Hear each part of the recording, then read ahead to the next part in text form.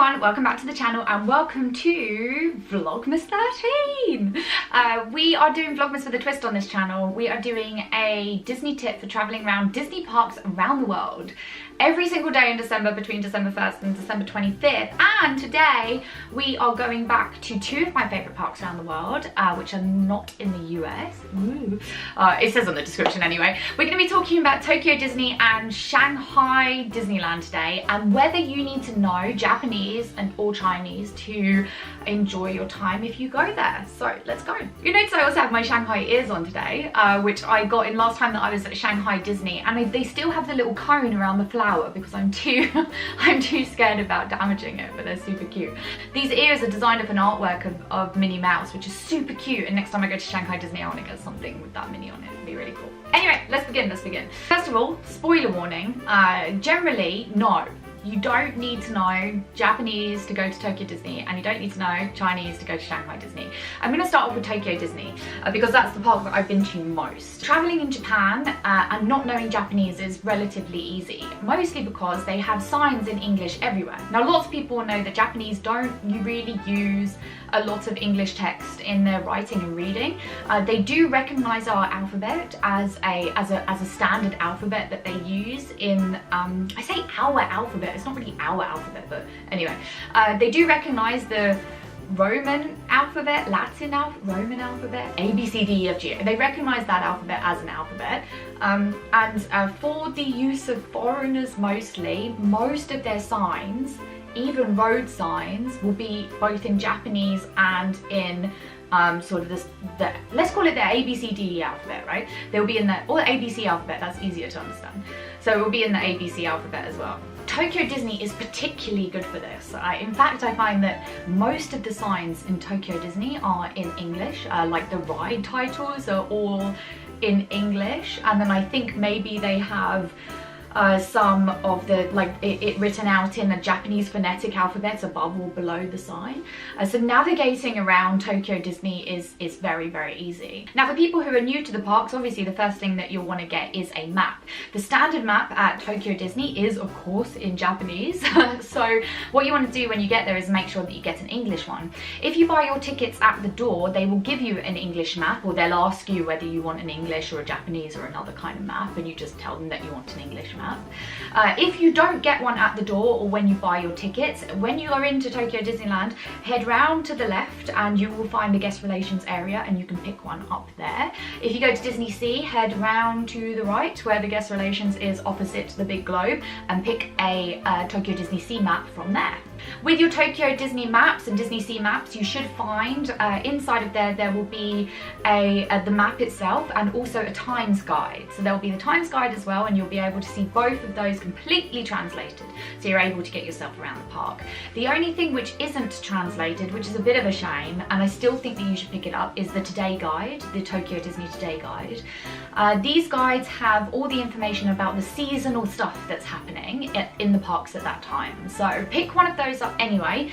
Even though you won't be able to understand the Japanese, you'll still be able to look at the pictures and find out if there's anything special that you want to buy / eat whilst you're in the parks for that season. So generally speaking, you should be able to read the maps, you should be able to read the signs, and you should also be able to read the menus, because most of the food menus around the park for the restaurants will all be displayed both in English and in Japanese, so you should have absolutely no problems getting yourself around Tokyo Disneyland or Tokyo Disney Sea. The one thing is experiences, shows and attractions. Now these are the things that will mostly be in Japanese. In the Indiana Jones ride, for example, he will speak Japanese. Indiana Jones will speak Japanese. The Once Upon a Time show that they show up on the castle at the end of the day in Tokyo Disneyland, that will all be in Japanese. The whole show will be in Japanese. My favourite show at Tokyo Disney Sea, which is Out of Shadowland, also in Japanese, and the Little Mermaid concert inside of the Mermaid Lagoon area, also in Japanese. Now, will this really affect your experience of the park? I don't actually think so, and the reason why is because most of the things that you experience in Disney parks will be from movies that you know and love and enjoy. So even though the characters are speaking Japanese on stage, or on a screen or, you know, or as part of an experience, it shouldn't really matter to you. You know the story, you get the general gist of what they're saying. I also found that Disney chose very, very good Japanese voice actors for their characters in their movies. So even when those Japanese voice actors, you know, obviously you hear the Japanese voice actor for people like Elsa, for instance, I didn't feel like that really took me away from what Elsa is in the movie that I watch in English. So I don't think it impacts things at all. I think it is good to prep to know that, you know, you're going to go to a Japanese park, so it's going to be Japanese Elsa and Japanese other characters, and they will be speaking Japanese. But generally, I think it doesn't make a difference whatsoever. So let's talk quickly about Shanghai Disney, because I have a little bit of experience of this. I found Tokyo Disney is a little bit better to get around because it's a little bit more set up for international travelers than Shanghai Disney is.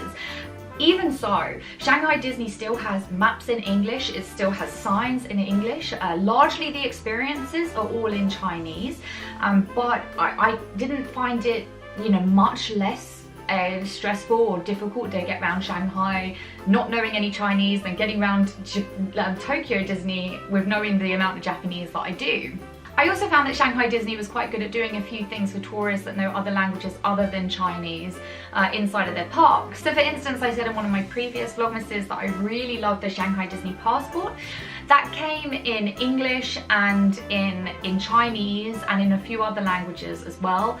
And the deal with the passport is you take it around the park and you find these machines and you get your passport stamped, and it has some games to do inside of it. So that was really, really good that they catered for other languages aside from just Chinese. The only difference I'd find is that sometimes in Shanghai Disney it was harder to find people that spoke English for me to ask questions of.